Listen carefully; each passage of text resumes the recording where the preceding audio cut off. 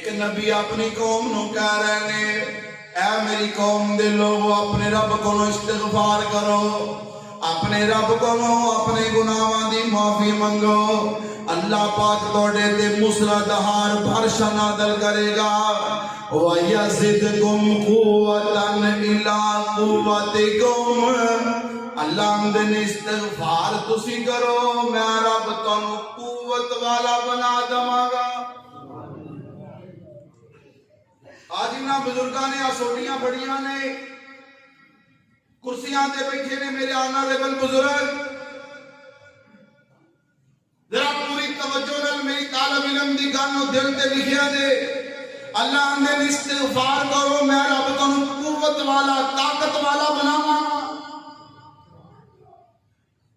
اگر چاہتے ہو اللہ پاک کو قوت دے طاقت دے استغفار کرو، اللہ تہاڈی کمزوریاں کو بھی ختم کرے گا، میرا اللہ تانوں قوت اور طاقت عطا فرمائے۔ میرے نال ولی کامل صوفی عیش رحمت اللہ علیہ عمرہ کر رہے رل کے، آپ پچھلے دنوں کی گل ہے بہت ہو چند دن پہلے اللہ پاک نے میرے توفیق کی تھی، میں کہا جی میں خدمت کرا کے دے جی ٹھیک ہے، میں انہوں نے آپ صفحہ مروہ سائی بھی کرائی تو طواف بھی کروایا، سائی دے دوران میں کہا حضرت جی کوئی گل دسو، کوئی وظیفہ دسو، اس اللہ دے ولی صوفی عیش نے پتا کی کیا اے گفٹ دے گفٹ، صوفی عیش کہنے لگے آبا صاحب استغفار کثرت نہ کرو، کی کہنے لگے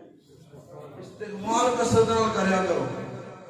میں کہہ جی دا پیدا کی، کہنے لگے جس قسم دی بھی جسمانی روحانی کمزوری ہے اللہ سونا پہ رحمت نال طاقت تے قوت عطا کرو۔ جسمانی کمزوری تد بھی استغفار کرو، فزیکل بندہ کمزور ہے ویک ہے استغفار کرو، اللہ سبحانہ و تعالی قوت دے گا طاقت دے گا۔ اگر کافران دے سامنے کھڑے ہو، اگر چاندے ہو کافران دے اتے اللہ سڑا روب پا دے دبدبا پا دے، اللہ دن استغفار کرو میں رب العالمین تو کافران دے مقابلے اندر بھی قوت طاقت عطا فرمائے۔